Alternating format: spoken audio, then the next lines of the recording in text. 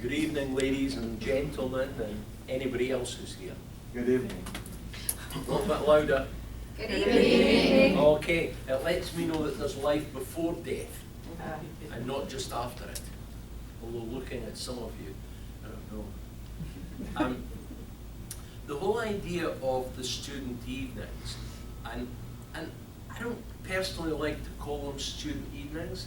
I like to try and be as generous to this reprobate group as I can. I tend to think of it as being colleague evenings, because all of us in mediumship, no matter how long you've been in it, and I've been in it for about 50 years, and no matter how long it is, we're all learning all the time. We're in a learning curve. We're trying to better understand our contacts with the spirit world and better refine them. Your job this evening is to be there.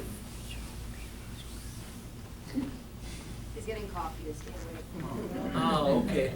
I just wondered if it was my dialect that was a problem. Because I was going to say I don't have a dialect, you do. Your job this evening is to be the victims. And it really is. You are the victims. You're the people that they've got to practice on. And they need fresh meat, because they're used to each other in the groups, in the development, that they're used to one another. And so to have the opportunity of fresh flesh for them is important, because it gives them an opportunity of validating their sensitivity with new people. And that's necessary, so that when they go out into the big wide world out there, they're not always going to have clients that are user-friendly. They're going to have a mix of people from different mixes of societies. Most of them will be very sensible. Then you'll bring in the Hispanic groups, and then you go on from that point in time. Why are you trying not to make a noise? Everybody heard you. You are trying. Yeah. Find yourself a seat somewhere. Try not to make the place look untidy.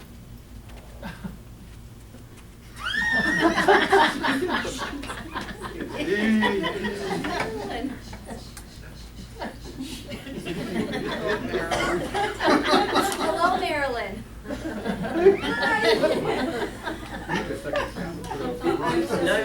Now you can begin to see the problems I've got every time I'm here. I'm very patient, I'm very tolerant, I'm very understanding of humanity, and I tell lies very well.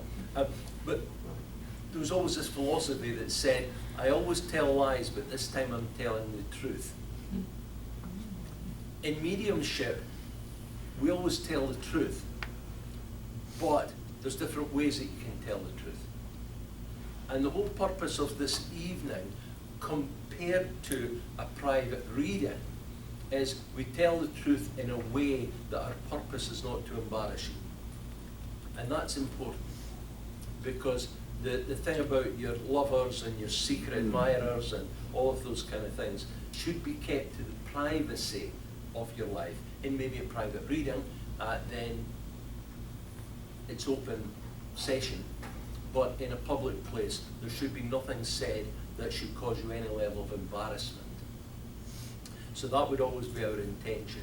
So all these little secrets that you might have hidden away in thinking nobody knows, the spirit world does know, but they choose not to discuss it openly.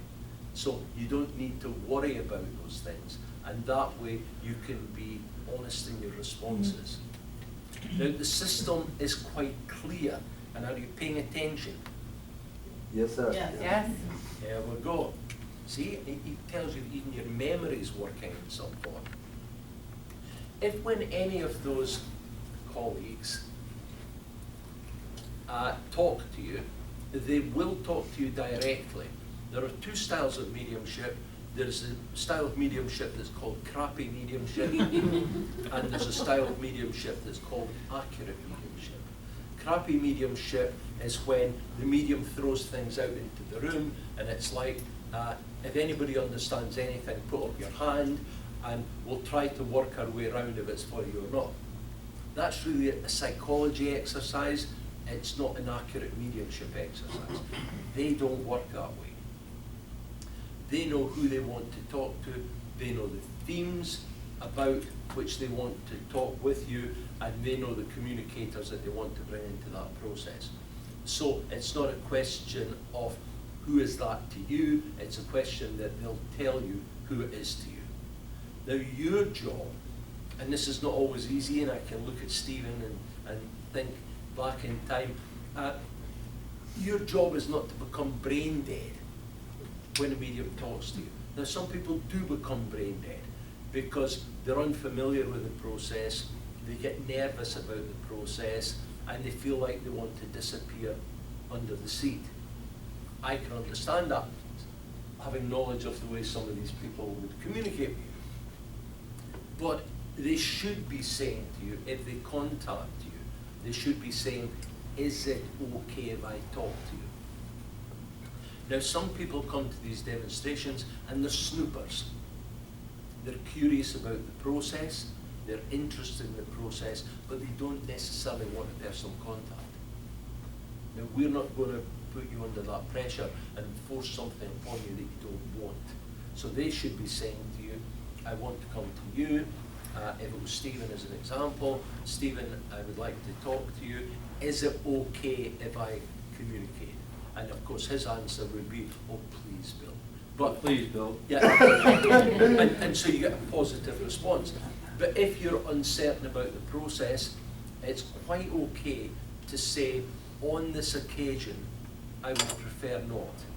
And if that's the situation, and it does happen, then the mediums themselves will respect that and say, okay, I understand that, let me go to somebody else. And they will go to somebody else. So our job is not to put you in a corner. Our job is not to get you to disappear under the seat, because the spirit will know where you are, and they don't want any more trouble from you than they're already got. If the medium talks to you, the system is very simple. The content of what the medium says, if it's correct, you say yes, and you say yes very loudly. If the communication is incorrect, you say no, and you say it very quietly. If the system of the communication is unbeknown to you, you do not say no, you say I don't know. The medium may still continue and give you information that at a later point in time, through investigation, you can validate. So the medium would never ask you to take their word for it. The medium would always encourage you in the content of it, and hopefully if they're doing their job properly, they would give you some hints and tips as to where to look and how to look and where to find the information. Many people accuse mediums of reading your mind. What a terrible thought when I look out at this group. But the reality is if they give you information unbeknown to you, and you can later investigate it and find it to be correct, then you can never ever accuse the medium of reading your mind, because it wasn't there in the first place. All you can do is look at it and say, where did it come from? Come from somewhere, wasn't known to me, it is correct. And so some of the best evidence you can get in mediumship starts with you saying, I don't know. And then you later can find out that it is correct. So we should always give you an opportunity to investigate those things. There are some things that you do not do. This is where you get your fingers wrapped in a nice way. You do not purposefully try to put the medium into a corner. Remember, their confidence levels are fragile because they're working on it, they're trying to develop confidence. And there's a fragility, there's a big word for you, isn't it? Friday night. There's a fragility about their mediumship. And I hear people not taking that fragility into account, saying to the medium, as an example, well, if that's my dad, he should know the pet name he has for me. Now, immediately there's that kind of response. What happens is the brain, that piece of wood on their shoulders. Mine's is a good mahogany. Theirs is like Swiss Emmentaler cheese. You know, it's got kind of holes in it and all that kind of stuff. Their brain kicks into play. The mediumship and sensitivity stops, and they start to guess. And as sure as God made little apples, they'll get it wrong. And everything that was said before that gets lost. And so, really, you're stopping your own communication by trying to purposefully or otherwise put the medium into a corner. Now, say I've been doing this stuff for 50 years, and I'm not frightened of you. You know what I mean? And I know how to duck and dive around that stuff. But these mediums should say to you, and you're paying attention, Gina, okay? These mediums should say to you a kind of smart-assed answer. And the answer that they should give you is, if they tell me, I'll be the first to tell you. And you move on.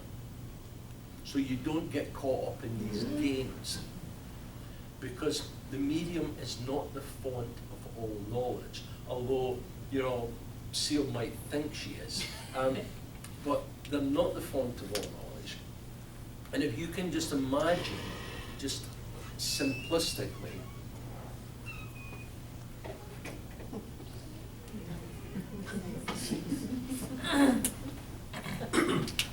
I'm very pleased that you can make a guest appearance. I tried. I know you tried, and we wouldn't have started without you. I've got very much at Columns because she gives a lot of the giving baskets on a Sunday service, so you've got to be nice to her. The medium has got to take a thought idea process, an intuitive process. They've got to convert it in their brain, in their mind, to something that makes sense to them. And they've got to convert that thought into vocabulary that they hope makes sense to you. And that's how mediumship works.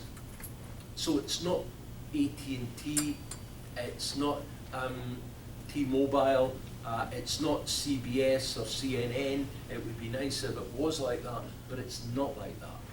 They're trying to convert something into a form that makes some sense. Now, this is where the latter part now, and then we'll pass over to them. This is where you've got to look at things with a degree of common sense. And I've heard, in my limited experience, in demonstrations that I've done, that I'll say, I've got your partner here, and they'll say, no, no, no, no, no. We give a pile of evidence, and then they say, that's not my partner, that's my husband. Give me a break. You know, medium doesn't separate in distinction whether you've been married or you live together for 30 years and have 10 children together. Spirit world doesn't distinguish that. So use some common sense in how you answer. I've had communications, and I always remember it in a city called Glasgow many years ago, when I said to this woman, I've got your dog here. And she said, no. And I said, I've got 2 dogs here. And she said, no. I said, I've got 5 dogs here. And she said, no. And I said, for God's sake, madam, when I say madam, you know you're getting to me. I said, for God's sake, madam, you must understand where those dogs are. And she said, we've never had dogs, we've only had bitches. Female dogs. And I looked, and I was very polite about it, and I said, next time I'll have a look. But the point is, again, you've got to... Sorry. Don't encourage him. Do you see what we have? Oh,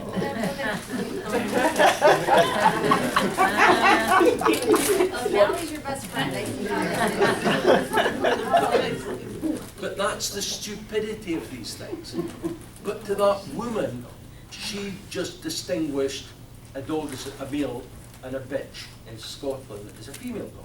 So when I said I've got a dog here, she said, I never had dogs, I only had bitches. But we don't spend our time in mediumship lifting the tail and having a look. So, what did you say? Nothing. If I give you one of these, will No. you keep your mouth shut? So the point I want to make is, you've got to bring